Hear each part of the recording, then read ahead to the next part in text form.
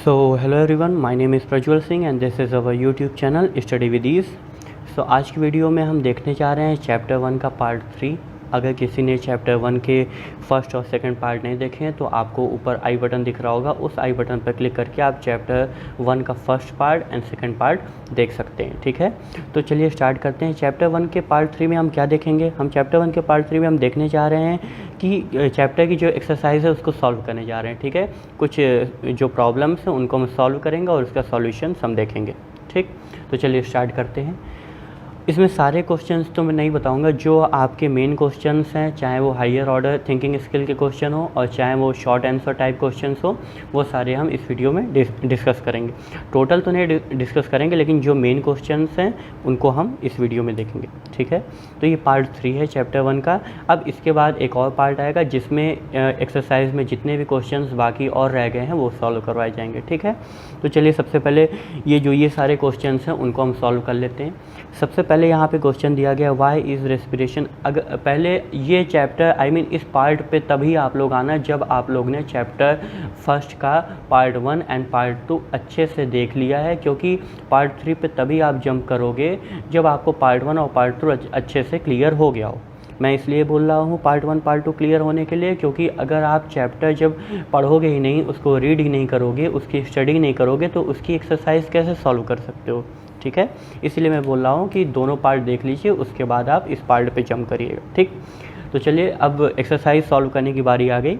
इसमें पहला क्वेश्चन है कि why is respiration considered an exothermic process. सबसे पहले हम जानते हैं कि रेस्पिरेशन क्या होता है। रेस्पिरेशन मतलब ब्रीदिंग प्रोसेस। ब्रीदिंग प्रोसेस का मतलब सांस लेना, सांस छोड़ना, वो एक रेस्पिरेशन प्रोसेस मानी जाती है। ठीक है, तो क्या वो क्यों एक रेस्पिरेशन को माना जाता है एक्सोथर्मिक? हम पहले ही पढ़ चुके हैं कि एक्सोथर्मिक और एंडोथर्मिक क्या होती है। मैं फिर से बता दे रहा हूँ कि एक्सोथर्मिक प्रोसेस का मतलब होता है कि हीट रिलीज़ करना, और एंडोथर्मिक प्रोसेस का मतलब होता है हीट को एब्जॉर्ब करना।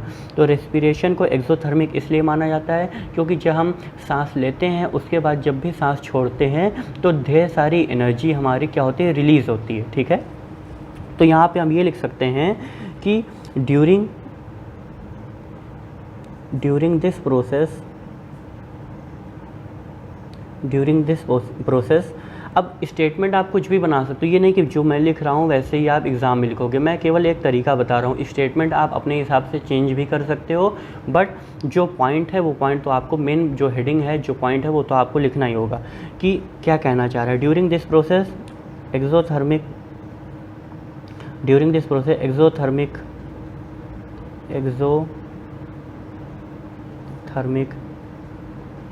रिएक्शंस मीन्स, इस प्रोसेस के थ्रू एक्सोथर्मिक रिएक्शंस का मतलब होता है, exothermic reactions means a lot of energy is produced.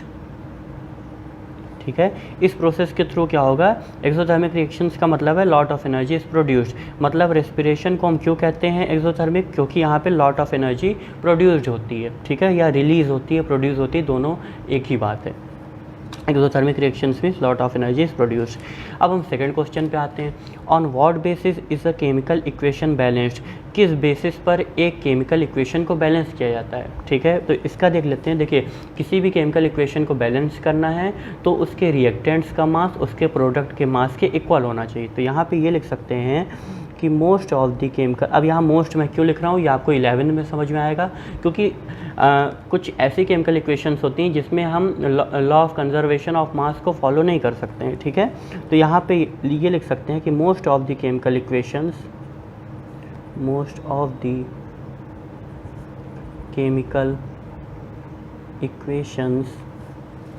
Is या फिर आर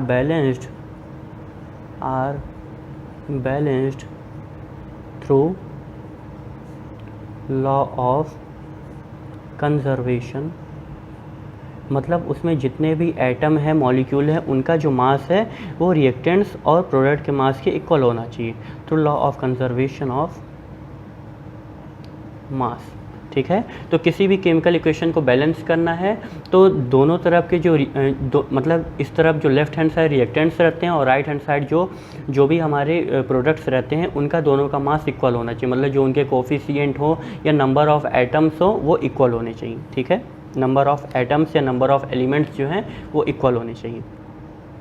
तो most of the chemical equations are balanced through law of conservation of mass, ठीक है। अब अगला क्वेश्चन आता है, ये सारे देखिए, अब एग्ज़ाम में अगर कोई ऐसा क्वेश्चन आ जाए तो आपको ये नहीं कि इसमें ज़्यादा टाइम नहीं आपको कंज्यूम करना है, बस आपको इतना लिख देना है। मतलब अगर शॉर्ट आंसर पूछा जा रहा है तो उसका शॉर्ट क्वेश्चन पूछा जा रहा है तो उसका आंसर भी आपको शॉर्ट में ही देना है, ठीक है। अब यहाँ पे क्वेश्चन नंबर 3 आता है, what happens chemically when quicklime is added to water filled in a bucket, ठीक है। यहाँ पे पूछा जा रहा है केमिकली क्या होता है जब क्विकलाइम को ऐड किया जाता है, क्विकलाइम को ऐड किया जाता है वाटर के साथ जो कि बकेट में रखा है। तो यहाँ पे हम ये लिख सकते हैं, यहाँ पे कि केमिकली ऐड करने का मतलब है कि क्विकलाइम को जब ऐड किया जाता है, व्हेन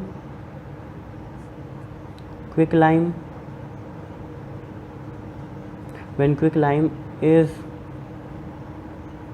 एडेड टू वाटर, जब क्विकलाइम को वाटर के साथ ऐड किया जाता है, water lot of heat will be produced.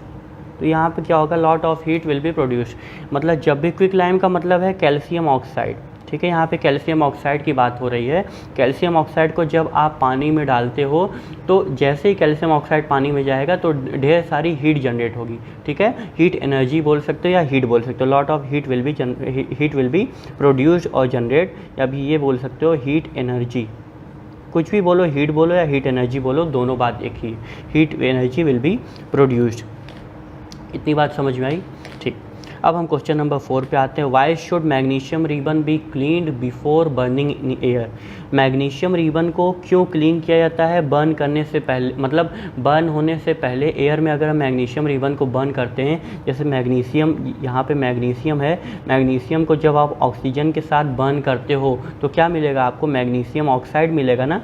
ये मैग्नीशियम ऑक्साइड कब मिलेगा, जब ये मैग्नीशियम के ऊपर कोई लेयर ऑक्सीजन की पहले से ना हो, ठीक है। कोई भी लेयर ऑक्सीजन की अगर पहले से नहीं होगी, कवर नहीं होगी, तभी मैग्नीशियम क्या होगा, ऑक्सीजन से रिएक्ट करके, मैग्नीशियम को जब हम एयर में बर्न करते हैं तो क्या हमें मिलेगा, मैग्नीशियम ऑक्साइड मिलेगा। तो यहाँ हम ये लिख सकते हैं कि we should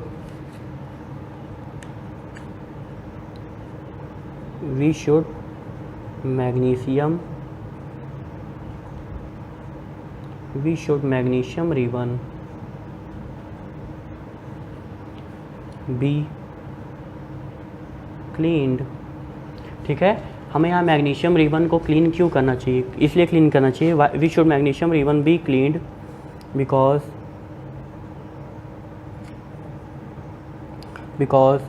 a layer of oxygen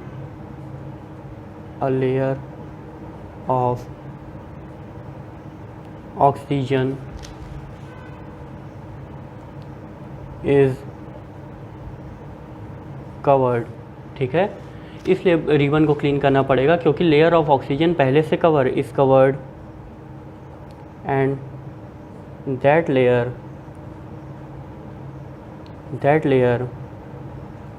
removes through. अब वो लेयर रिमूव कैसे होगी, वो लेयर रिमूव होगी हमारी सैंड पेपर से, हम रिमूव कर सकते हैं। तो यहाँ लिखेंगे that layer removes through sand paper, ठीक है। तो आपको एग्जाम में इतना लिखना है कि we should magnesium ribbon be clean because a layer of oxygen is covered and that layer removes through sand paper, ठीक। इतनी बात होगी। मतलब आपको वो जो लेयर है ऑक्सीजन की जो पहले से मैग्नीशियम के ऊपर चढ़ी हुई है उसको आपको हटाना होगा, किसके थ्रू, सैंड पेपर के थ्रू। जब उस लेयर को आप हटा दोगे तब मैग्नीशियम को अगर आप एयर में बर्न करते हो, मतलब जब एयर के कांटेक्ट में आता है या फिर अगर आप एयर के इन्वायरमेंट, जैसे एयर इन्वायरमेंट है, आप वहाँ पे बर्न कर रहे हो, ठीक है, तो आपका मैग्नीशियम रिबन बर्न हो जाएगा और हमें क्या देगा, प्रोडक्ट क्या देगा, मैग्नीशियम ऑक्साइड देगा। इतनी बात क्लियर हुई। तो we should magnesium ribbon be clean because the layer of oxygen is covered and that ठीक है, is covered and that layer removes through sand paper. अब बात आती है what does the symbol A Q. अब ये जो सिंबल ए क्यू है इसको क्यों रिप्रेजेंट किया जाता है इन अ केमिकल इक्वेशन में, मतलब क्या करता है ये सिंबल ए क्यू का मतलब एक्वेस सॉल्यूशन होता है। तो एक्वेस सॉल्यूशन क्या रिप्रेजेंट करता है केमिकल इक्वेशन में, तो यहाँ लिख सकते हैं कि दिस सिंबल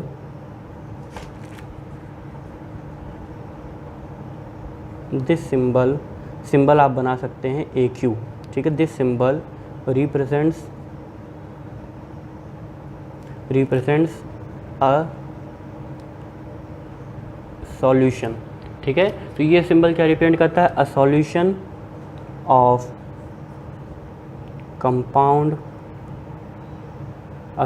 ऑफ कंपाउंड और एलिमेंट। तो एक एलिमेंट या कंपाउंड का जो सॉल्यूशन होता है वो क्या रिप्रेजेंट, मतलब उसको कैसे रिप्रेजेंट किया जाता है ए क्यू से। अब ए क्यू को अगर हम इसका फुल फॉर्म लिखें तो ए क्यू को हम बोल सकते हैं एक्वेस, AQUEOUS, एक्वेस, ठीक है। ये ए क्यू का फुल फॉर्म होता है। तो अगर कोई भी आपके पास सॉल्यूशन है, चाहे वो सॉल्यूशन मैग्नीशियम सल्फेट का हो या कोई किसी भी टाइप का वो सॉल्यूशन होगा, उसको कैसे रिप्रेजेंट करेंगे, एक्वेस से, मतलब उसकी स्टेट क्या होगी, ए क्यू होगी। इतनी बात समझ में आई, ठीक। अब यहाँ पे अगली हेडिंग है, अगला क्वेश्चन है why is photosynthesis considered an endothermic reaction. क्यों फोटोसिंथेसिस को माना जाता है एक एंडोथर्मिक रिएक्शन, ठीक है। तो हम जानते हैं कि फोटोसिंथेसिस में क्या होता है, हीट एब्जॉर्व की जाती है। फोटोसिंथेसिस मतलब जब पेड़ पौधे हमारे खाना बनाते हैं, कैसे फूड को बनाते हैं, मेक करते हैं, ठीक है। तो वो कैसे किया जाता है, वो एनर्जी एब्जॉर्व की जाती है। वो एनर्जी उनको कहाँ से मिलती है, सन से एनर्जी मिलती है। तो यहाँ पे लिख सकते हैं कि क्यों एंडोथर्मिक माना जाता है, बिकॉज इन दिस प्रोसेस यहाँ कॉमन ही लगा, because in this process lot of energy will be absorbed, ठीक है। lot of energy will be absorbed, तो इसमें क्या होगा कि ढेर सारी एनर्जी एब्जॉर्ब होगी। अब वो एनर्जी कैसी है, लाइट एनर्जी है, ठीक है। मतलब लाइट के फॉर्म में एनर्जी क्या होगी, एब्जॉर्ब होगी। इतनी बात क्लियर हुई, ठीक। अब चलिए अगले क्वेश्चन की तरफ बढ़ते हैं।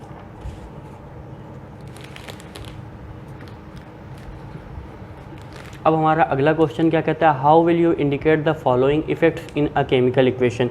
कैसे इंडिकेट करेंगे ये सारे जो इफेक्ट्स दिए हैं एक केमिकल इक्वेशन में, ठीक है। तो केमिकल रिएक्शन और इक्वेशन में क्या डिफरेंस होता है वो आप लोग जानते हो, ठीक है। तो यहाँ पे केमिकल इक्वेशन की बात हो रही है कि ये सारी जितने भी इफ़ेक्ट्स हैं, अ solution made in water, exothermic reaction और एंडोथर्मिक रिएक्शन, तो इनको कैसे हम इंडिकेट करते हैं, ठीक है। तो अगर कोई सॉल्यूशन मेड इन वाटर है तो इसको हम कैसे, हमने पहले ही बताया था कि किसी भी टाइप का, किसी भी एलिमेंट का अगर सॉल्यूशन है तो उसको हम एक्वस सॉल्यूशन से डिफाइन करते हैं या इंडिकेट करते हैं। यहाँ पे लिखेंगे, पहले का आंसर लिखेंगे ए का, कि this equation is indicated by the symbol. अब कौन सा सिंबल यूज़ होगा, ए क्यू। अब ए क्यू का फुल फॉर्म भी आप लिख सकते हो अगर लिखना चाहो तो। अब सेकंड क्या कह रहा है, एक्सोथर्मिक रिएक्शन को कैसे हम करेंगे इंडिकेट, तो यहाँ पे लिख सकते हैं कि this equation is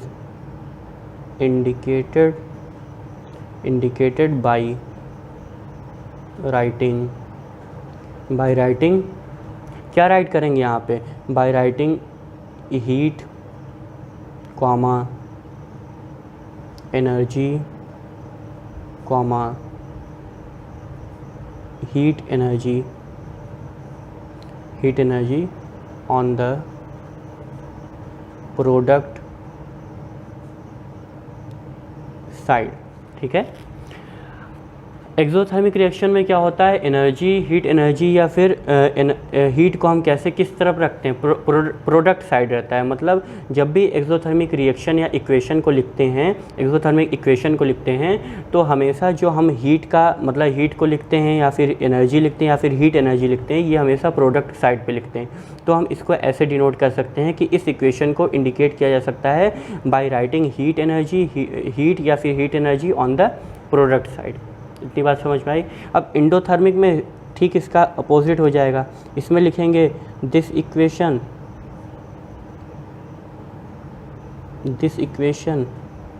is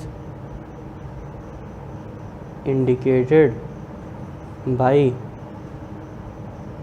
writing heat energy comma energy on the reactant side. यहाँ पे क्या होता है कि हीट एनर्जी या एनर्जी को हम कहाँ पे रखते हैं, लेफ्ट हैंड साइड, मतलब रिएक्टेंट साइड पे रखते हैं। इतनी बात क्लियर हुई? ठीक। अब हम अगले क्वेश्चन की तरफ चलते हैं।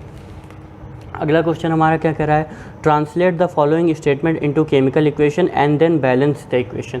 हमको पहले जो हमारी ये केमिकल स्टेटमेंट लिखी है या फिर ये केमिकल स्टेटमेंट लिखी है, इसको जो हम केमिकल इक्वेशन में पहले ट्रांसलेट करेंगे, उसके बाद इसको बैलेंस करेंगे। ठीक है, तो सबसे पहला स्टेटमेंट क्या लिखा है कि hydrogen sulphide gas burns in air to give water and sulphur dioxide.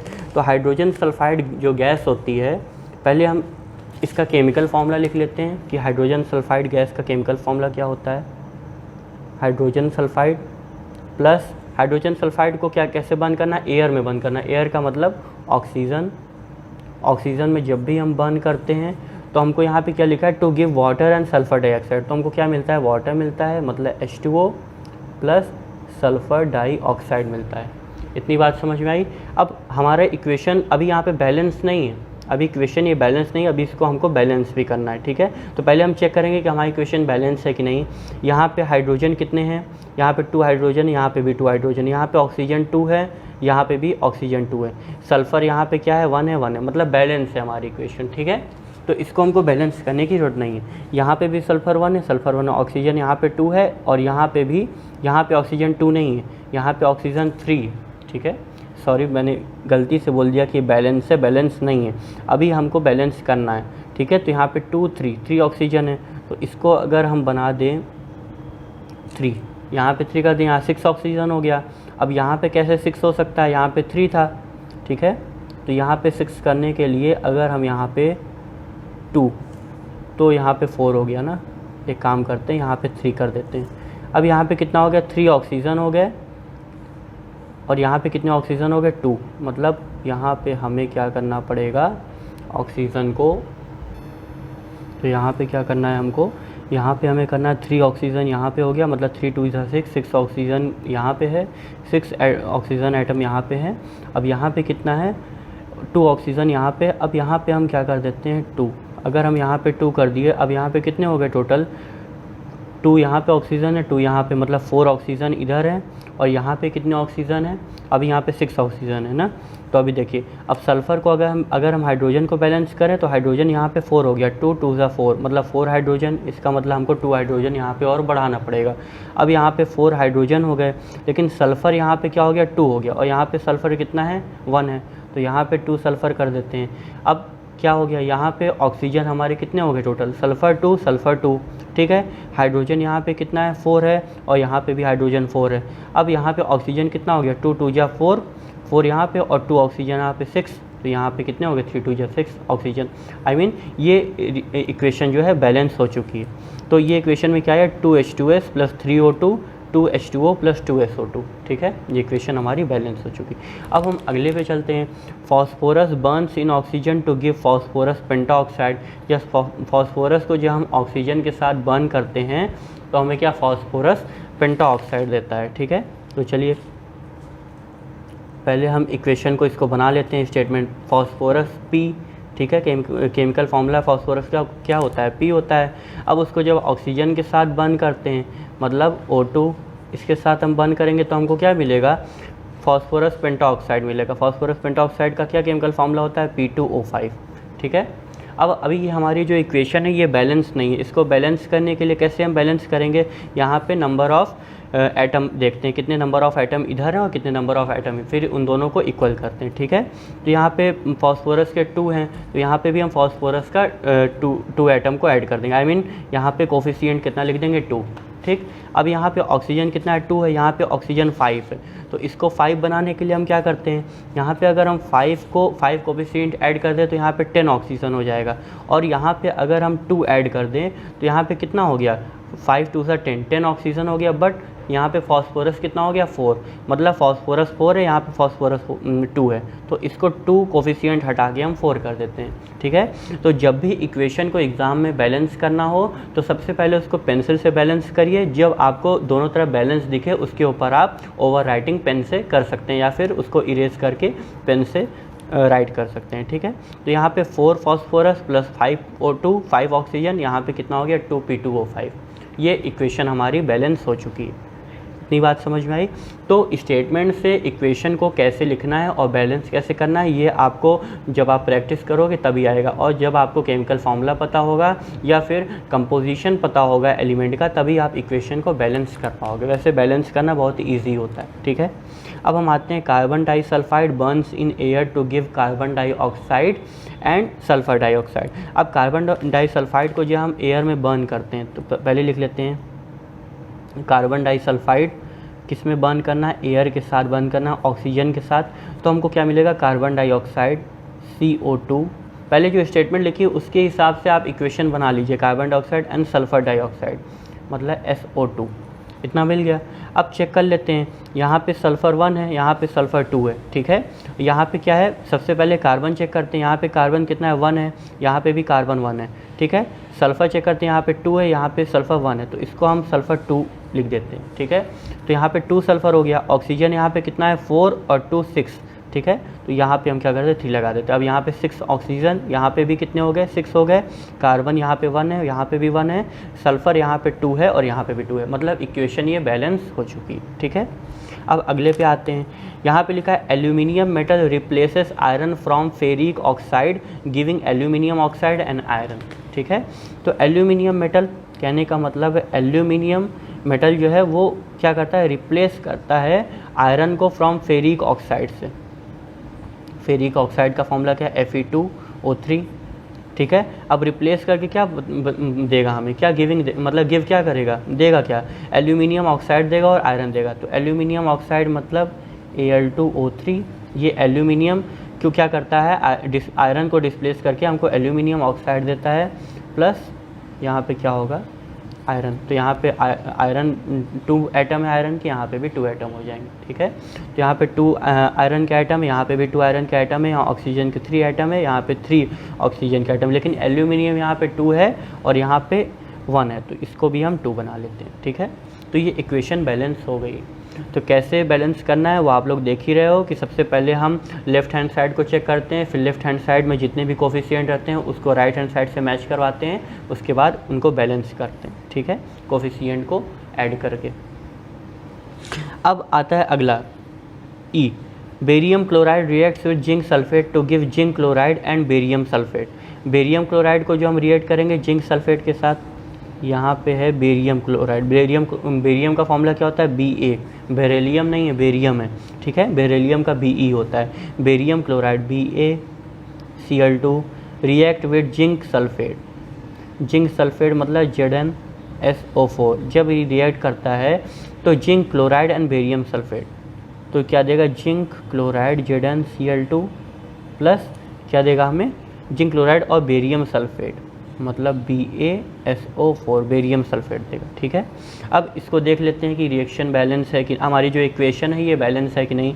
तो जिंक यहाँ पे 1 है, यहाँ पे भी जिंक 1 है, क्लोरीन यहाँ पे 2 है, यहाँ पे भी है, सल्फ़र यहाँ पे इतना है, मतलब सल्फ़ेट यहाँ पे ये है, सल्फ़ेट यहाँ पे भी सेम है, ठीक है, और बेरियम यहाँ पे 1 है, यहाँ पे भी 1 है, मतलब नंबर ऑफ़ एटम्स जो हैं सारे सेम, ठीक। तो ये बैलेंस हो गई। आई बात समझ में कि कैसे इक्वेशन को बैलेंस करना है। स्टेटमेंट से पहले इक्वेशन बनाओ और इक्वेशन जब बन जाए तो उसको बैलेंस कर लो, ठीक है। ठीक है, क्वेश्चन नंबर 10 हमारा क्या हो गया, सॉल्व हो चुका है। अब हम आते हैं क्वेश्चन नंबर 12 पे। मैंने बताया था कि सारे क्वेश्चन नहीं, जितने भी क्वेश्चन इंपॉर्टेंट है वो हम इस वीडियो में डिस्कस करेंगे और उसका सॉल्यूशन हम इस वीडियो में देखेंगे। अब यहाँ पे लिखा है complete and balance the following equation. Complete करना है पहले इसको, जहाँ पे भी फिल मतलब जहाँ पे भी ब्लैंक्स हैं उनको फिल करना है और उसके बाद इक्वेशन को बैलेंस करना है। तो यहाँ पे लिखा है सोडियम हाइड्रोक्साइड, ठीक है, सोडियम हाइड्रोक्साइड, और यहाँ पे ब्लैंक है तो यहाँ पे हमको कुछ ना कुछ फिल करना पड़ेगा। तो इधर वाले प्रोडक्ट को देखकर हम इस रिएक्टेंट को फिल करेंगे। यहाँ पे क्या है, सोडियम सल्फेट है और यहाँ पे क्या है, वाटर है। तो आप जानते हो कि जब ये एक सॉल्ट है, सोडियम सल्फेट एक सॉल्ट है। तो सॉल्ट कैसे बनता है, जब हम बेस और एसिड को कंबाइन करते हैं, मतलब रिएक्ट करवाते हैं, तो सॉल्ट और वाटर हमको मिलता है, ठीक है। तो यहाँ सोडियम हाइड्रोक्साइड ये बेस है, तो हमको क्या लेना पड़ेगा, H2SO4। H2SO4 का मतलब है सल्फ्यूरिक एसिड। सल्फ्यूरिक एसिड जब लेंगे तो यहाँ पे क्या करेगा, ठीक है, सोडियम हाइड्रोक्साइड है और यहाँ पे क्या है, सल्फ्यूरिक एसिड है। तो यहाँ पे सोडियम क्या करेगा, हाइड्रोजन मतलब सल्फेट को हाइड्रोजन से डिस्प्लेस कर देगा। तो यहाँ पे क्या हो गया, हाइड्रोजन अलग हो गया और सल्फेट यहाँ पे सोडियम के साथ, ठीक है। तो सोडियम सल्फेट प्लस हमारा वाटर मिल गया। अब अगले में क्या है, कैल्शियम हाइड्रोक्साइड और यहाँ पे कैल्शियम कार्बोनेट और हमारा वाटर। तो कैल्शियम कार्बोनेट सॉल्ट है, हम भी जानते हैं, ठीक है। तो कैल्शियम हाइड्रोक्साइड, अब कैल्शियम हाइड्रोक्साइड क्या करना है, इसके साथ क्या ऐसा रिएक्ट करवाया जाए कि कैल्शियम कार्बोनेट और वाटर मिल जाए, ठीक है। तो हम इसके साथ क्या रिएक्ट करवाएं, अगर हम इसमें कार्बन डाइऑक्साइड अगर हम रिएक्ट कार्बन डाइऑक्साइड के साथ करवाते हैं तो हमको कैल्शियम कार्बोनेट मिलता है कि नहीं। देखिए कैल्शियम यहाँ पे ये है, ठीक है। अब कार्बन यहाँ पे, ऑक्सीजन यहाँ पे 2 है, यहाँ पे 3 ऑक्सीजन है। तो यहाँ पे जो एक ऑक्सीजन था इसने ले लिया, ठीक है। अब यहाँ पे क्या है, यहाँ पे एक ऑक्सीजन बचा और हाइड्रोजन 2 बचे। तो ऑक्सीजन 1 बचा और हाइड्रोजन 2, तो वाटर बन गया। कैल्शियम हाइड्रोक्साइड पे जब कार्बन डाइऑक्साइड ऊपर से जो ये वाली कार्बन डाइऑक्साइड गैस गुजारी जाती है तो हमको कैल्शियम कार्बोनेट मिलता है और वाटर मिलता है, ठीक। इतनी बात समझ में आई। कैल्शियम हाइड्रोक्साइड के सॉल्यूशन के ऊपर से जब कार्बन डाइऑक्साइड गैस हमारी जब ट्रांसफ़र की जाती है तो हमें क्या मिलेगा, कैल्शियम कार्बोनेट और वाटर मिलेगा। अब बैलेंस द फॉलोइंग इक्वेशन, अब इसको देख, ठीक है। अब क्वेश्चन नंबर 15 हम देखते हैं। इसमें क्या करना है, फॉलोइंग इक्वेशन को बैलेंस करना है। यहाँ भी बैलेंस हो चुका था, अब इसको भी बैलेंस करना है, ठीक है। तो यहाँ पे कुछ भी ब्लैंक को फिल नहीं करना है, पहले से ही ब्लैंक सारे फिल हैं, ठीक है। तो यहाँ पे एल्यूमिनियम हाइड्रोक्साइड है और यहाँ पे एल्यूमिनियम ऑक्साइड और वाटर हमको मिला है। तो चलिए बैलेंस करते हैं। सबसे पहले एल्यूमिनियम, यहाँ पे 2 एल्यूमिनियम आइटम है, यहाँ पे एल्यूमिनियम के कितने आइटम है, 1 है। तो सबसे पहले इसको हमको क्या करना है, 2 बना लेना है। तो यहाँ पे 2 एल्यूमिनियम के आइटम हो गया। अब ऑक्सीजन के यहाँ पे 3 आइटम है, यहाँ पे ऑक्सीजन का 3, एक 4, ठीक है। अब हाइड्रोजन का यहाँ पे कितना आइटम, यहाँ पे ऑक्सीजन के कितने हैं, 3, यहाँ पे 2, 3 2 जा 6, ठीक है। ऑक्सीजन के 6 आइटम है, हाइड्रोजन के 6 आइटम है।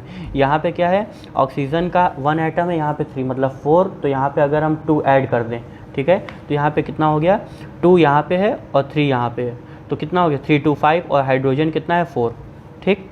अब उसके बाद हम क्या करेंगे, यहाँ पे मैच करवाने के लिए सबसे पहले हम लिख लेंगे यहाँ पे कि एल्यूमिनियम के हमारे पास कितने आइटम हैं, यहाँ पे भी 2 आइटम है, यहाँ पे भी 2 आइटम है। ऑक्सीजन के हमारे पास कितने आइटम है, यहाँ पे 3 2 जा 6 आइटम है। और यहाँ पे हाइड्रोजन के कितने आइटम है, हाइड्रोजन के यहाँ पे 6 आइटम, ठीक है। मतलब रिएक्टेंट के साइड हमने लिख लिया, इतना हुआ। अब जो हमारा प्रोडक्ट मिला उसमें देख लेते हैं। यहाँ पे एल्यूमिनियम के कितने आइटम हैं, 2 हैं। ऑक्सीजन के कितने हैं, 3, और यहाँ पे 5। ऑक्सीजन के हमारे कितने हैं, 5 आइटम हैं। और हाइड्रोजन के कितने आइटम हैं, हाइड्रोजन के 4 आइटम। तो हाइड्रोजन का 6 है और यहाँ पे 4 है। तो इसको हम अगर करना है तो यहाँ पे 2 की जगह हम 3 लिख देंगे। तो हाइड्रोजन के यहाँ कितने हो जाएंगे, 6 आइटम हो जाएंगे। और ऑक्सीजन के कितने आइटम हो जाएंगे, यहाँ पे 3 ऑक्सीजन आइटम यहाँ पे हैं और 3 यहाँ पे। तो टोटल कितने हो जाएंगे, 6 यहाँ पे हाइड्रोजन और ऑक्सीजन। अब दोनों आप मैच करवाइए। देखिए ऑक्सीजन भी 6 है और यहाँ पे भी ऑक्सीजन 6 है, यहाँ पे हाइड्रोजन 6 है, यहाँ पे भी हाइड्रोजन 6 है। ये जो इक्वेशन है ये बैलेंस हो चुकी है, ठीक। तो अगर एग्ज़ाम में करिएगा सबसे पहले पेंसिल से करिएगा, जैसे मैं पहले ही बता चुका हूँ। उसके बाद उसको इरेज करके पेन से करिएगा, ठीक है। अब उसके बाद हम आते हैं, इस इक्वेशन को बैलेंस करते हैं। एल्यूमिनियम ट्राइसल्फेट है और सोडियम हाइड्रोक्साइड है, ठीक है, यहाँ रिएक्टेंट के साइड। अब यहाँ पे प्रोडक्ट हमको क्या मिला, एल्यूमिनियम ट्राइहाइड्रोक्साइड मिला और यहाँ पे क्या मिला, सोडियम सल्फेट मिला।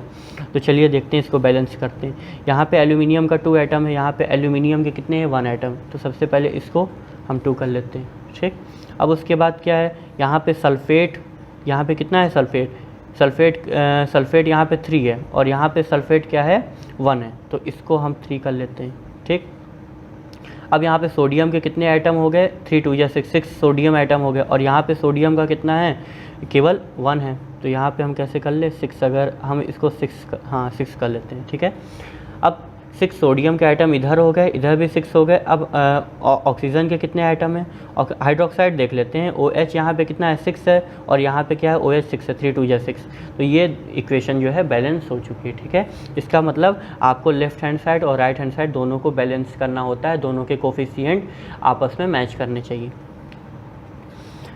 अब अगले इक्वेशन पे आते हैं, HNO3 मतलब नाइट्रिक एसिड है, यहाँ पे कैल्शियम हाइड्रोक्साइड, कैल्शियम नाइट्रेट हमको मिलता है और वाटर मिलता है, ठीक है।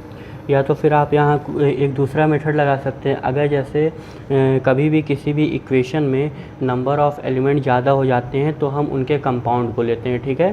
कंपाउंड लेने का मतलब क्या है, जैसे यहाँ पे HNO3 है, HNO3 में जो NO3 है इसको अलग ले लेते हैं, हाइड्रोजन को अलग ले लेते हैं, ठीक है। ऐसे हम कंपाउंड में लेते हैं।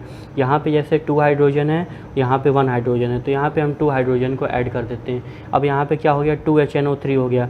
अब 2 HNO3 का मतलब क्या है कि यहाँ पे ऑक्सीजन कितने हो गए, 6 हो गए। अब यहाँ पे NO3 कितना है, NO3 यहाँ पे 2 है, ठीक है। NO3 2 है और यहाँ पे भी NO3 क्या है 2 है। इतनी बात समझ में आई, तो हमारा NO3 बैलेंस हो गया है। और अब क्या करना है, कैल्शियम हमारा बैलेंस है। अब ऑक्सीजन और हाइड्रोजन को बैलेंस करना है, ठीक है। ऑक्सीजन हाइड्रोजन को बैलेंस करने के लिए यहाँ पे 6 ऑक्सीजन है और यहाँ पे 2 है, 8 ऑक्सीजन यहाँ पे हैं और हाइड्रोजन कितने हैं, यहाँ पे 2 हाइड्रोजन और यहाँ पे 4 हाइड्रोजन और 6 ऑक्सीजन। तो यहाँ पे क्या कर देंगे, 2 हाइड्रोजन है, आई मीन इसको 2 हाइड्रोजन बना दें, मतलब 4 हाइड्रोजन हो जाएगा। अब 4 हाइड्रोजन हो गया और ऑक्सीजन कितने यहाँ पे, 2 यहाँ पे है और 3 यहाँ पे, ठीक है, और 6 ऑक्सीजन हो गया। मतलब 3 ऑक्सीजन हमको यहाँ पे मिल गया और यहाँ पे कितना ऑक्सीजन, 6 नहीं, 1 मिनट, 3 2 जा 6 यहाँ पे मिल गया और 2 यहाँ पे, मतलब 8 ऑक्सीजन यहाँ पे मिल गया, 4 हाइड्रोजन मिल गया। और यहाँ पे कितने थे ऑक्सीजन, यहाँ पे था 3 2 जा 6 और 2 8 ऑक्सीजन यहाँ पे, 8 ऑक्सीजन यहाँ। बात समझ में आई। तो अगर हमारी इक्वेशन इस टाइप की रहती, इस टाइप का कहने का मतलब है कि अगर इक्वेशन में नंबर ऑफ़ एलिमेंट्स ज़्यादा रहते हैं तो हम उनके कंपाउंड को लेकर बैलेंस करते हैं, ठीक। अब चलिए अगले पे चलते हैं। बेरियम क्लोराइड और सल्फ्यूरिक एसिड है और यहाँ पे बेरियम सल्फेट और HCl हमको मिला। अब बेरियम यहाँ पे 1 है, नंबर ऑफ एटम बेरियम में 1, यहाँ पे भी 1 है। सल्फेट में यहाँ पे 1 है, सल्फेट यहाँ पे भी 1 है। अब हाइड्रोजन यहाँ पे 2 है, हाइड्रोजन यहाँ पे 1 है, तो इसको 2 हाइड्रोजन कर लेते हैं। अब क्लोरीन यहाँ पे 2 हो गया और क्लोरीन यहाँ पे 2 है, इसका मतलब ये बैलेंस हो गई इक्वेशन, ठीक है।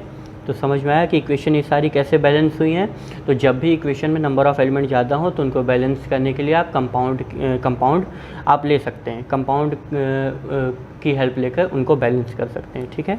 अब हम आते हैं क्वेश्चन नंबर 16 पे, fill in the following blanks with suitable words. यहाँ पे लिखा है chemical equations are balanced to satisfy the law of. किसी भी केमिकल इक्वेशन को कैसे बैलेंस करते हैं, law of conservation of mass से। तो आप यहाँ पे लिख सकते हैं law of conservation of mass, ठीक है, ये हो गया। अब है a solution made in water is known as an. एक जो सॉल्यूशन है जो कि वाटर में है उसको क्या कहा जाता है, एक्वेस सॉल्यूशन कहा जाता है। तो आप यहाँ लिख सकते हैं AQUEOUS, aqueous solution, aqueous solution and indicated by the symbol. और इंडिकेट कैसे किया जाता है, AQ सिंबल से उसको इंडिकेट किया जाता है, ठीक है। इतनी बात समझ में आई। तो शॉर्ट आंसर जितने थे वो हमारे एंड हो गए, आई मीन वो सारे कंप्लीट हो गए। अब हम चलते हैं हायर ऑर्डर थिंकिंग स्किल की तरफ। इसमें बड़े बड़ी स्टेटमेंट रहती है बट इसके सॉल्यूशंस बहुत ही इजी होते हैं, ठीक है। तो यहाँ पे लिखा है when the solution of substance X is added to a solution of potassium iodide then a yellow solid separates out from the solution. तो ये आपको स्टेटमेंट याद आ रही होगी कि ये स्टेटमेंट किसकी है। हमने पढ़ा था चैप्टर 1 का पार्ट 1 था या पार्ट 2 था, किसी में भी हमने ये पढ़ा था कि जब भी अगर कलर में चेंज करना है तो हमने ये वाली इक्वेशन को वहाँ पे लिया था, ठीक है। तो यहाँ पे लिखा है when the solution of substance X।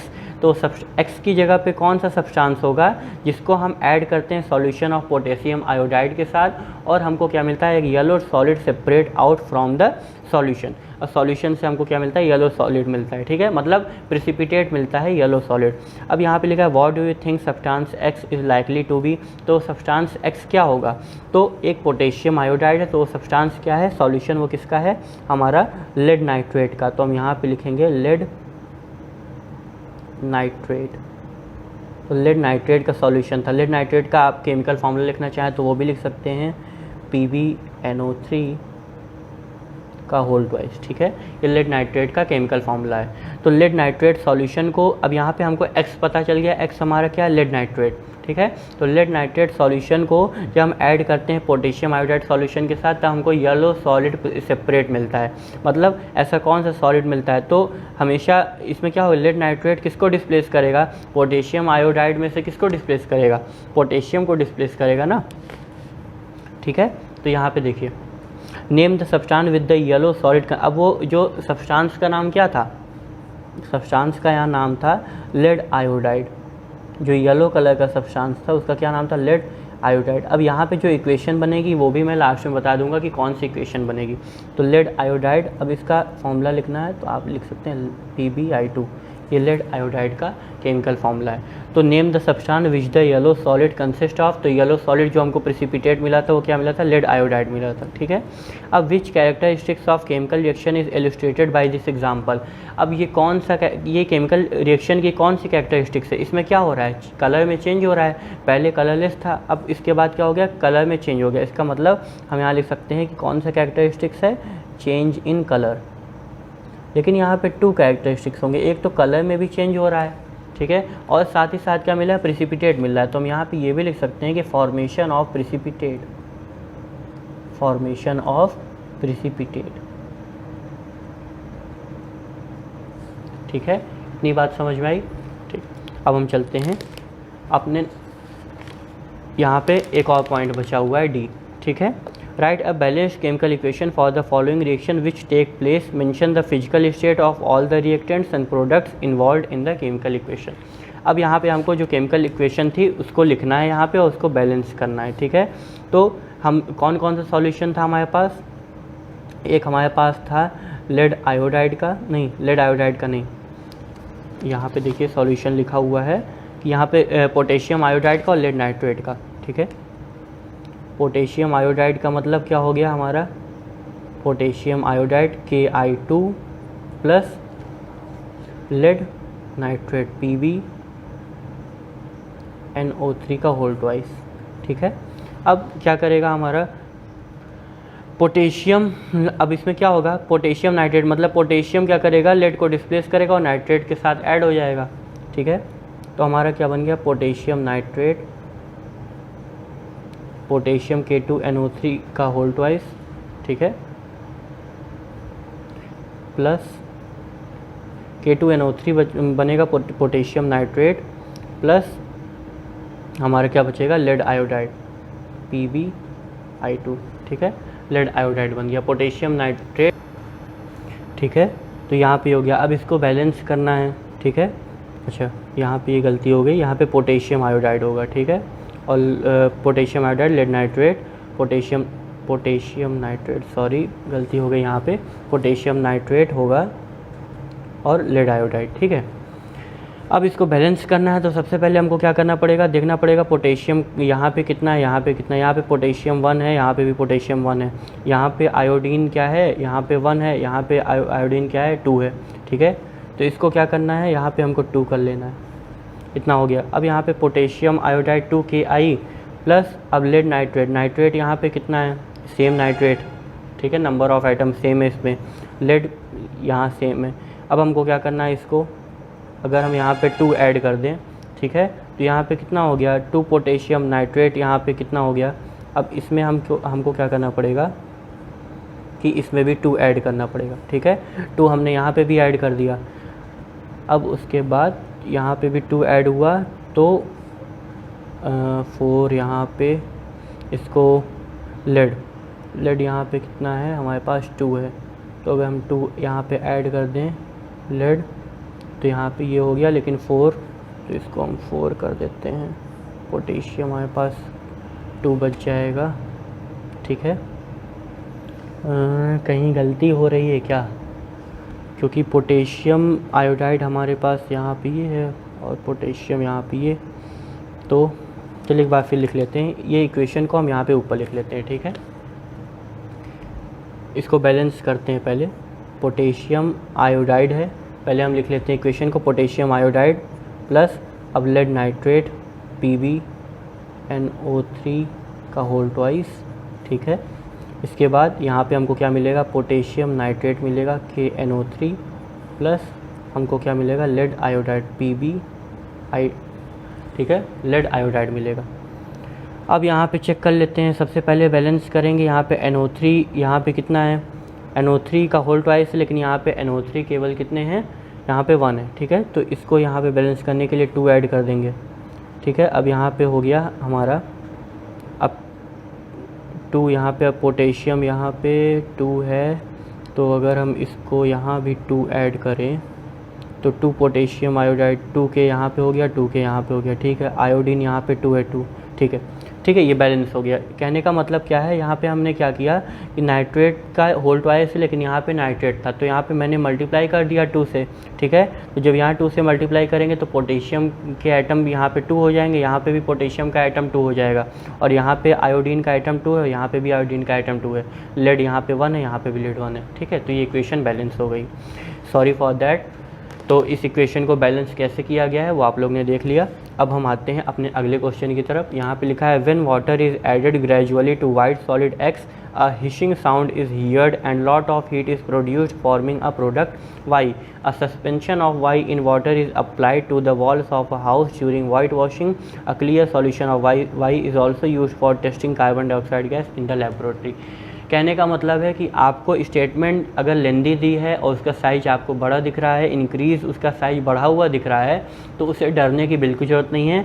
बड़े बड़े क्वेश्चंस बहुत आसानी से सॉल्व किए जाते हैं। सबसे पहले उन इक्वेशंस को छोटे छोटे पार्ट में ब्रेक करिए, फिर उसके बाद सॉल्व करिए, ठीक है। सबसे पहले हम देख लेते हैं यहाँ पे स्टेटमेंट क्या क्या दिया गया है, किस किस स्टेटमेंट को हमको सॉल्व करना है। लिखा है what could be solid X, write its chemical formula. अब यहाँ पे लिखा है when water is added gradually to white solid X, तो ऐसा कौन सा सॉलिड है, सब्सटेंस है, जिसमें हम अगर वाटर को ग्रेजुअली ऐड करें तो हमको hissing sound is heard, a lot of heat is produced. तो हमको ऐसा क्या मिलेगा जो कि लॉट ऑफ हीट प्रोड्यूस करता है। तो हम जानते हैं कि वाटर में अगर हम कैल्शियम ऑक्साइड को ऐड करते हैं तो ढेर सारी हीट हमको देखने को मिलती है, ठीक है।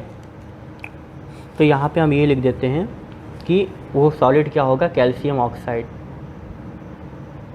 एक्स क्या है हमारा, कैल्शियम ऑक्साइड, और इसका केमिकल फार्मूला भी लिख देते हैं कैल्शियम ऑक्साइड, ठीक है। तो कैल्शियम ऑक्साइड को जब वाटर के साथ हमने ऐड किया था, पहले भी हमने दिखाया था कि वाटर के साथ जब ऐड करते हैं तो लॉट ऑफ हीट जनरेट होती है, produced forming a product Y. अब प्रोडक्ट वाई हमको क्या मिला, यहाँ पे कैल्शियम ऑक्साइड मिला, ठीक है। Suspension of Y in water is applied to the walls of a house during white washing. अब क्या करना है, जो हमको ये कैल्शियम ऑक्साइड मिला, इसको हमको क्या करना है, वाटर, जब हम वाटर के साथ मेल्ट करेंगे, आई मीन वाटर के साथ रिएक्ट करवाएंगे तो क्या होगा, in water is applied to the wall. अगर हम वाटर के साथ ऐड करवाते हैं तो हमको मिलेगा कैल्शियम हाइड्रोक्साइड, क्योंकि कैल्शियम ऑक्साइड को वाटर के साथ ऐड करवाएंगे हमेशा हमें कैल्शियम हाइड्रोक्साइड का सॉल्यूशन मिलेगा, ठीक है। तो यहाँ पे लिख देते हैं कैल्शियम हाइड्रोक्साइड और उसका केमिकल फार्मूला लिख देते हैं CaOH का होल ट्वाइस। तो what could be product Y, calcium hydroxide, write its chemical formula calcium hydroxide, ठीक है। तो इसका केमिकल फार्मूला ये हो गया। अब what is the common name of the solution of Y, calcium hydroxide को हम लाइम वाटर भी बोलते हैं। लाइम का मतलब होता है चूना, और वाटर, चूना मतलब देखो ना आप लोग घर में जो वाइट कलर का पाउडर पड़ा रहता है, या फिर आपको ढेर सारी जगह देखने को, अगर बिल्डिंग मटेरियल में भी आपको देखने को मिल जाता है, ठीक है। लाइम वाटर मतलब लाइम का पानी, ठीक है। लाइम वाटर कॉमन नेम क्या है, lime water which is use for testing carbon. अब लाइम वाटर का यूज़ किया जाता है, कार्बन डाइऑक्साइड गैस अगर उसमें है तो लाइम वाटर क्या करता है, कैल्शियम कार्बोनेट का प्रिसिपिटेट पानी में, मतलब इनसॉल्यूबल पार्ट पानी में दिखता है और कुछ पार्ट कार्बन डाइऑक्साइड के रूप में बाहर निकल जाता है, ठीक है। जैसे यहाँ पे लिखा है write chemical equation of the reaction which takes place on adding water to solid X। अब हमारा सॉलिड X क्या था, सॉलिड X ये था कैल्शियम ऑक्साइड। तो कैल्शियम ऑक्साइड के साथ जब हम वाटर को ऐड करते हैं तो हमको क्या मिलता है, कैल्शियम हाइड्रोक्साइड मिलता है, प्लस हीट भी जनरेट होती है। तो यहाँ लिख देते हैं हीट एनर्जी। अब हीट एनर्जी यहाँ पे प्रोडक्ट के साइड लिखी है, तो इसका मतलब क्या, ये एक एक्सोथर्मिक रिएक्शन, ठीक है। तो कैल्शियम ऑक्साइड को जो वाटर के साथ, अब यहाँ पे हम रिएक्शन को इक्वेशन को बैलेंस कर लेते हैं, ठीक है। यहाँ पे कैल्शियम का 1 एटम है, यहाँ पे भी कैल्शियम का 1 एटम है, यहाँ पे ऑक्सीजन के 2 एटम है, हाइड्रोजन के भी 2 एटम है, यहाँ पे ऑक्सीजन का 1 एटम है, ठीक है। तो इसको अगर हम 2 कर लें तो यहाँ पे हाइड्रोजन का कितना हो जाएगा, 4 एटम हो जाएगा, ठीक है। और यहाँ पे कितना रह जाएगा, केवल 2 रह जाएगा। तो हमको यहाँ पे भी 2 ऐड करना पड़ेगा। अब यहाँ पे भी 2 ऐड किया तो कैल्शियम यहाँ पे 2 हो गया, इसका मतलब यहाँ पे भी 2 ऐड करना पड़ेगा, ठीक है। ये सारे वर्क पहले पेंसिल से करना। उसके बाद क्या है, कैल्शियम यहाँ पे 2 हो गया, ऑक्सीजन यहाँ पे कितना हो गया, 2 ऑक्सीजन यहाँ, 2 यहाँ पे, 4 ऑक्सीजन और 4 ऑक्सीजन यहाँ पे, हाइड्रोजन कितना हो गया, 2 और 4, यहाँ पे भी 4 हाइड्रोजन। इसका मतलब इक्वेशन ये बैलेंस हो गई, 4 हाइड्रोजन इधर, 4 यहाँ पे ऑक्सीजन जितने हैं, ऑक्सीजन यहाँ पे उतने ही हैं, और कैल्शियम 2 है, यहाँ पे भी कैल्शियम 2 है। इसका मतलब ये इक्वेशन बैलेंस हो गई, ठीक है। अब लिखा है which characteristics of chemical reaction is illustrated by this example. अब कौन सी कैरेक्टरिस्टिक्स है केमिकल रिएक्शन की जो इलस्ट्रेट की गई इस एग्जाम्पल के थ्रू, ठीक है। तो यहाँ लिखेंगे एक्सोथर्मिक, या फिर यहाँ पे ये लिख सकते हैं कि केमिकल रिएक्शंस के थ्रू कौन सी कैरेक्टरिस्टिक्स है। अगर हम बोलें, हाँ, एक्सोथर्मिक रिएक्शन लिख सकते हैं। ये क्या है, एक्सोथर्मिक रिएक्शन।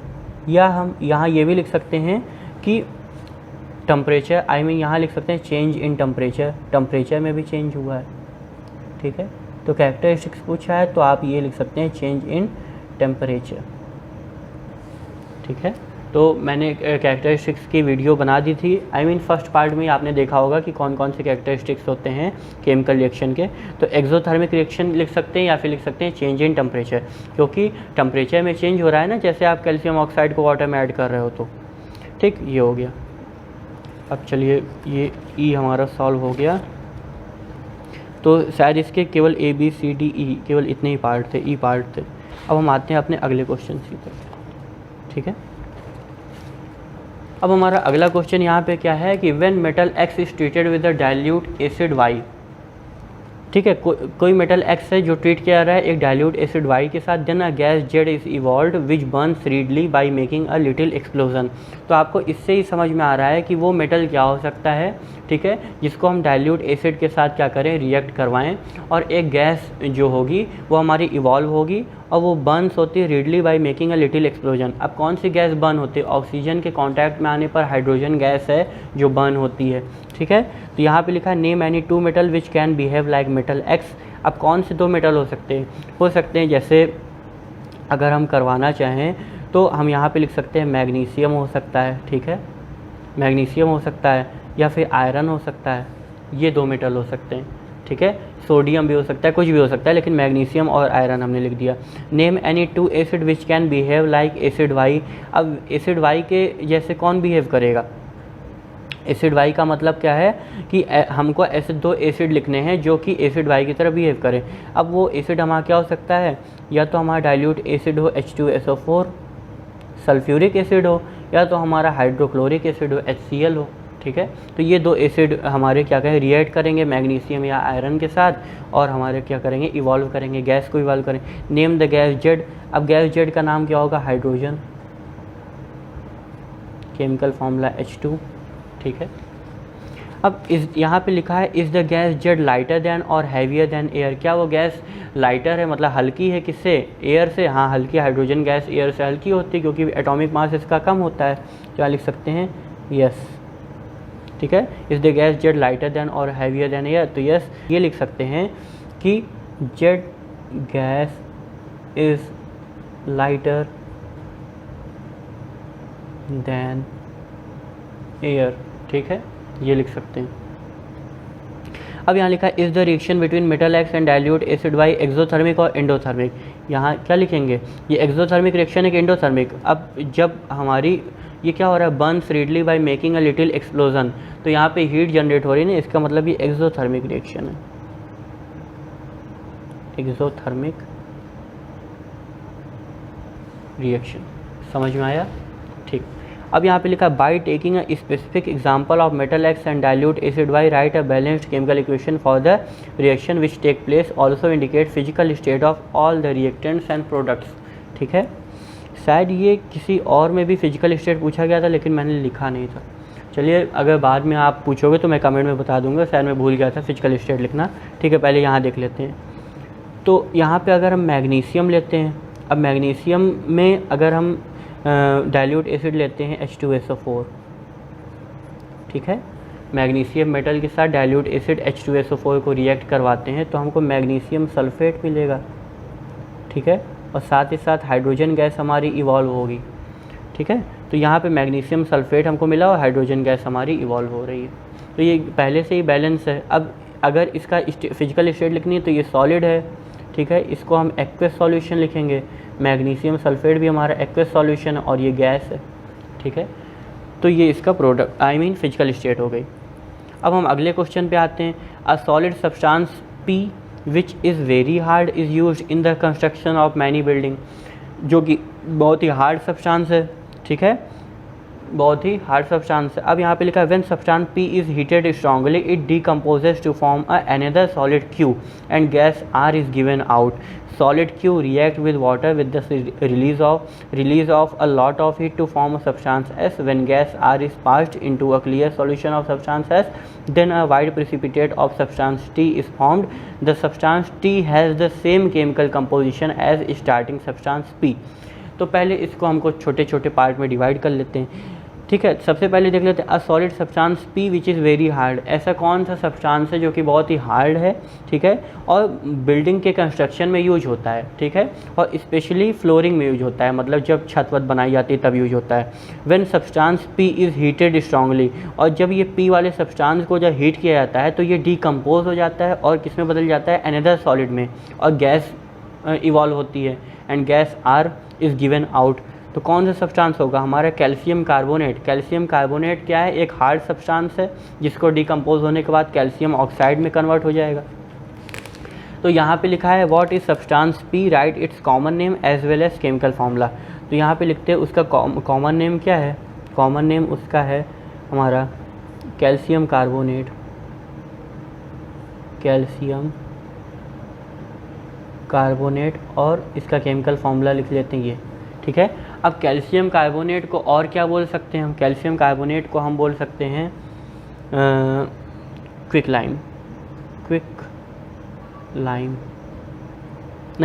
नहीं, लाइम स्टोन बोलेंगे। लाइम स्टोन, क्विक लाइम नहीं बोलेंगे, लाइम स्टोन बोलेंगे। ठीक है, क्विक लाइम तो कैल्शियम ऑक्साइड को बोलते हैं, लाइम स्टोन हो गया कैल्शियम कार्बोनेट। अब यहाँ पे क्या है, व्हाट इज सब्सटेंस Q। अब वो सब्सटेंस Q क्या होगा डिकम्पोज होने के बाद, जैसे कैल्शियम कार्बोनेट डिकम्पोज होगा तो कैल्शियम ऑक्साइड सब्सटेंस Q हमको मिलेगा, कैल्शियम ऑक्साइड। यहाँ पे हमने लिख लिया कैल्शियम ऑक्साइड। अब व्हाट इज़ गैस R, हमको कौन सी गैस मिलेगी, कैल्शियम कार्बोनेट जब भी डिकम्पोज होगा तो हमको कैल्शियम ऑक्साइड और कार्बन डाइऑक्साइड गैस मिलेगी। तो हमने यहाँ पे लिख लिया कार्बन डाइऑक्साइड गैस इवॉल्व होगी। ठीक है, अब what is substance S, what is it's clear solution known as. अब वो सब्सटेंस S क्या होगा, तो यहाँ पे क्या दिया गया था कि solid Q react with water with the release of lot of heat to form a substance S। अब सॉलिड Q को क्या करना है कि रिएक्ट करना है वाटर के साथ। जब भी कैल्शियम ऑक्साइड को वाटर के साथ रिएक्ट करते हैं तो क्या मिलता है हमको, कैल्शियम हाइड्रोक्साइड मिलता है, CaOH का होल ट्वाइस। ठीक है, कैल्शियम हाइड्रोक्साइड, और लॉट ऑफ हीट भी जनरेट होगी। ठीक है, what is substance T, name any two natural form in which substance T occurs in nature. ठीक है, अब यहाँ पे सब्सटेंस T क्या है, सब्सटेंस T हमको कैसे मिला है, when gas R is passed precipitate of substance T is formed. अच्छा, तो ये जो सब्सटेंस T कैसे फॉर्म होगा, कैल्शियम हाइड्रोक्साइड के ऊपर से जब भी वो कार्बन डाइऑक्साइड जो गैस है वो ऊपर से पास की जाएगी तो हमको कैल्शियम कार्बोनेट ही मिलेगा। और कैल्शियम कार्बोनेट यहाँ पे लिख लेते हैं, सब्सटेंस T क्या होगा, कैल्शियम कार्बोनेट। तो यहाँ पे पूछा है व्हाट इज सब्सटेंस T, तो कैल्शियम कार्बोनेट, इसका केमिकल फार्मूला लिख लेते हैं CaCO3।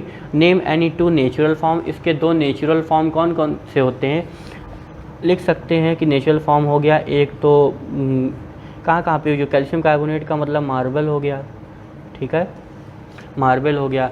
और कैल्शियम कार्बोनेट का अगर नेचुरल फॉर्म लिखें तो क्या हो सकता है, कैल्शियम कार्बोनेट को। और क्या लिख सकते हैं, लिख सकते हैं कि एक यही हो गया, लाइम स्टोन ही हो गया, लाइम स्टोन हो गया, ठीक है। मार्बल हो गया, मार्बल की स्पेलिंग गलत है यहाँ पे, MARBLE, मार्बल की स्पेलिंग ये होती है, ठीक है। मार्बल का जो घरों में यूज़ किया जाता है, ठीक है। तो ये दोनों यूज़ हो गए, एक हो गया एक लाइम स्टोन हो गया और एक मार्बल हो गया। अब gas A which is the major cause of global warming combine with hydrogen. अब यहाँ पे क्या है, gas A which is major cause of global warming combine with hydrogen oxide B in nature in the presence of an environmental factor C and a green material D to form a 6 carbon organic compound E and a gas F. The gas F is necessary for breathing, ठीक है। तो ये कौन सी equation है, ये कौन सी statement है, इसको और इसको इक्वेशन में कैसे कन्वर्ट किया जा सकता है, चलिए देखते हैं, ठीक है। तो चलिए देखते हैं कि अब यहाँ क्या पूछा है कि gas A which is the major cause of global warming combined with hydrogen oxide in nature in the presence of an environmental factor C. तो कौन सी गैस है जो कि मेजर कॉज है ग्लोबल वार्मिंग के लिए, कौन सी गैस है। तो यहाँ पे लिख लेते हैं कार्बन डाइऑक्साइड जो गैस है, ठीक है, ग्लोबल वार्मिंग के लिए मेजर कॉज है, कारण बनती है। Carbon dioxide, what is the common name of B. B का क्या होगा, warming combined with hydrogen oxide. Hydrogen oxide का मतलब है H2O, H2O का मतलब है कॉमन नेम इसका हो गया वाटर, ठीक है। In the presence of an environmental factor C. Environmental factor का मतलब क्या है, what do you think could be C. अब यहाँ पे कौन सी रिएक्शन हो रही है, यहाँ पे वो वाली रिएक्शन आ रही है जिससे पेड़ पौधे क्या होते हैं, पेड़ पौधे सनलाइट की हेल्प से क्या होते हैं, अपने फूड को मेक करते हैं, ठीक है। तो अब what do you think could be C, यहाँ पे सी क्या होगा, सनलाइट होगी, ठीक है, sunlight and a green material D to form a 6 carbon organic compound and gas F. The gas F is necessary for breathing. शायद यहाँ पे 2 क्वेश्चन मतलब 2 पॉइंट यहाँ पे स्किप हो गए हैं, तो आप लोग अगर इन 2 पॉइंट्स को कमेंट करते हो तो मैं बता दूंगा, ठीक है। तो सॉरी फॉर दैट, यहाँ पे शायद वो बुक के पीछे दिया गया था, मतलब नेक्स्ट पेज पे दिया गया था, इसीलिए मैंने यहाँ पे मेंशन नहीं किया, ठीक है। तो कोई बात नहीं, यहाँ तक ही देख लेते हैं और नेक्स्ट वीडियो में अगर हम उन दोनों पॉइंट्स को मेंशन अगर कर सकेंगे तो करेंगे ज़रूर। अब what is material D, where is it form. अब वो मटेरियल डी क्या होगा, ठीक है। तो कैसे, यहाँ पे लिखा है green material D. Green material जो हमारे प्लांट्स होते हैं उनके पास कौन सा ग्रीन मटेरियल होता है, क्लोरोफिल। तो क्लोरोफिल क्या है, एक टाइप का बोल सकते हैं कंपाउंड है या फिर केमिकल है जो हमारे प्लांट क्या करते हैं, अपने अंदर एब्जॉर्ब रखते हैं, ठीक है। और उसी क्लोरोफिल की वजह से ही वो कैटलिस्ट के फॉर्म में वर्क करता है, जिससे हमारे प्लांट्स जो हैं फूड को कंटेन कर पाते हैं, क्लोरोफिल। अब क्लोरोफिल क्या है, ग्रीन मटेरियल है। To form a 6 carbon organic compound E and gas F. तो ऑर्गेनिक कंपाउंड क्या होगा, आप जानते हो ग्लूकोज होगा, मैं यहाँ पे लिख दे रहा हूँ, ग्लूकोज वो ऑर्गेनिक कंपाउंड होगा। ग्लूकोज का फॉर्मूला क्या होता है, C6H12O6, ये ग्लूकोज का फॉर्मूला है, ठीक है, ये हो गया। अब the gas F is necessary for breathing, और जो एफ वाली जो गैस होगी वो क्या होगी, वो ऑक्सीजन होगी। तो मैंने यहाँ पे कंप्लीट कर दिया है, ई और एफ जो यहाँ पे बच गया था, ये ई का सॉल्यूशन है और ये एफ का सॉल्यूशन, ठीक है, ऑक्सीजन गैस। सो ये यहाँ पे सारे जितने भी इम्पॉर्टेंट आपके higher order thinking skill questions थे वो भी मैंने कंप्लीट करवा दिया है, और जितने भी वेरी शॉर्ट क्वेश्चंस थे उनके भी सॉल्यूशन मैंने बता दिए हैं। अगर कहीं भी कोई भी कन्फ्यूज़न होती है तो आप कमेंट बॉक्स में कमेंट करो या व्हाट्सएप के ग्रुप में मैसेज करके उन कमेंट्स को उन प्रॉब्लम्स को क्लियर कर सकते हो, ठीक है। तो आज के लिए हम इतना ही रखते हैं, हम मिलते हैं अपनी अगली वीडियो में, तब तक के लिए अपना ध्यान रखिए, खुश रहिए, गुड लक।